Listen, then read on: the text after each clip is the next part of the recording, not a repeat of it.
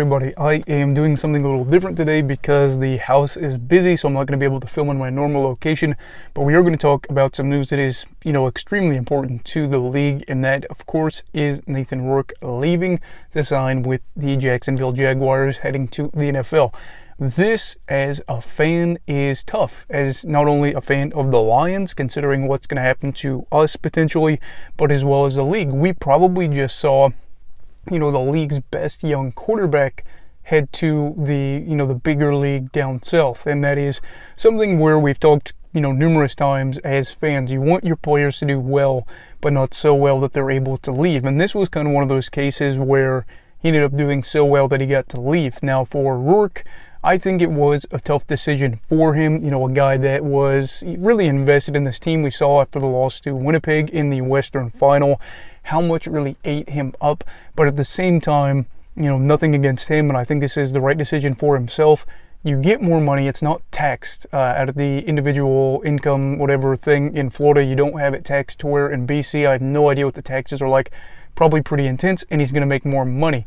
But where exactly does he rank among CFL quarterbacks this year? I ended up doing a post on Instagram yesterday.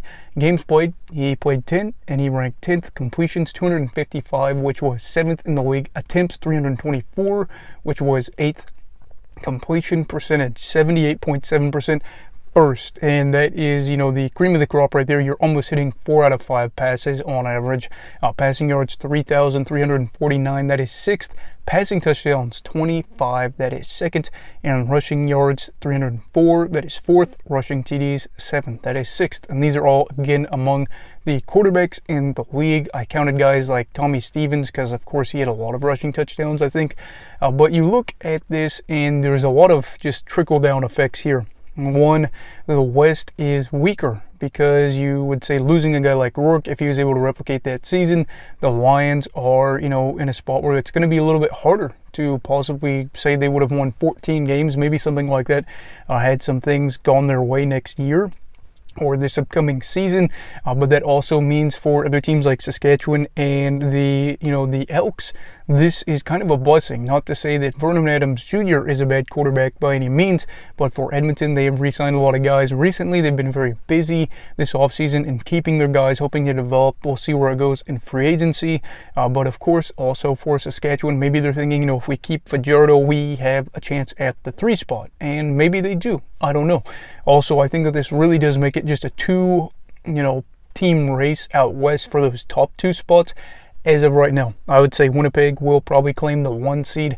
Calgary, if Mayer is able to just play good football, nothing crazy, just be there, not turn the ball over a lot, make some plays when he needs to, they're going to be all right. They'll probably be the 2 seed. They've got a really good running back group. They've got an impressive, defensive line.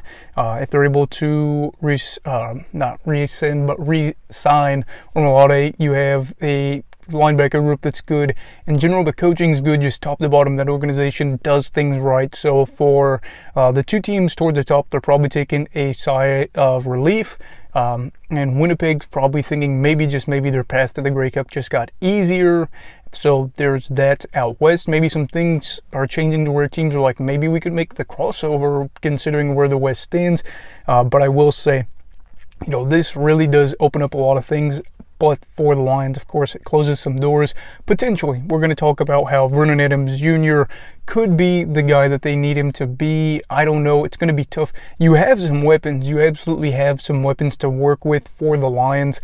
But Vernon Adams Jr. is a little bit different of a quarterback than Nathan Rourke. And we know that. And we know that while he has got that veteran experience, there's been times where he's been injured. There's been times where he's made some mistakes that you're really hoping he would learn from. But at that professional level, it's hard to be able to A, break habits, or B, come away with some of the moments that you wish you could take back, things like that. For the Lions, they're going to be a team that has to have Adams be more consistent than not. You're losing a guy like Rourke that would put you up a bunch of touchdowns early to where maybe you could do some things differently and you could coast to a win. I don't think BC is going to be so good that they can just, go up 21 to, 3 or something like that, and then be able to kind of just coast to a win this season. I think the wins are going to have to be a little bit more hard fought and well earned. And I also think for Vernon Adams Jr., this is a great chance to get a payday, because I think he's under contract for this season, and of course also if he's able to have a really good year, then maybe he could get the bag from BC.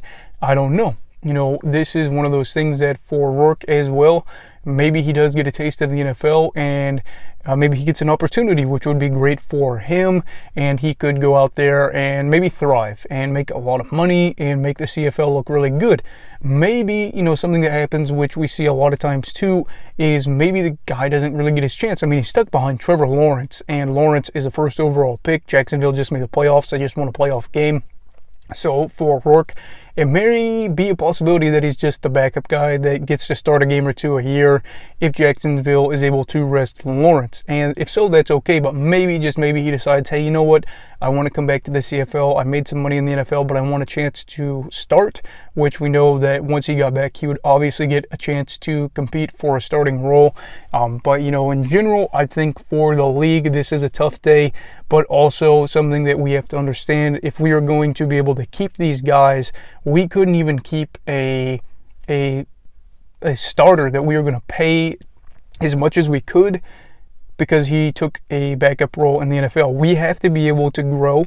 We have to be able to find ways to make more money. We have to be able to make it to where our starters, especially our starting quarterbacks and our franchise guys, just, you know, stay. They have no reason to go, or they can make, you know, equal money, something like that.